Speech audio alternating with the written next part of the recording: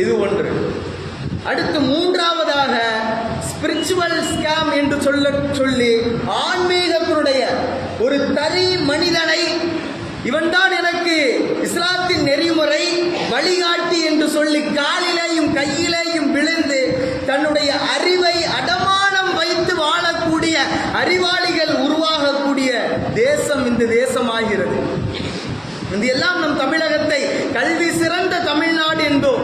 ஆனால் அந்த கல்விகள் எல்லாம் இன்றைக்கு மதிமயங்கி அடமானம் வைத்துவிட்டு மனிதன் மூளையை முட்டுக்காலுக்கு செலுத்தி விட்டானோ என்று நமக்குள்ளாக எண்ணம் எழுகிறது. ஆதி மனிதனுடைய வாழ்க்கையை நோக்கி பயணப்படுகிறான். அதுதான் உண்மை. கேட்டா அது எங்களுக்கு ஒரு தொழில்நுட்பம் அப்படிங்கிறான்.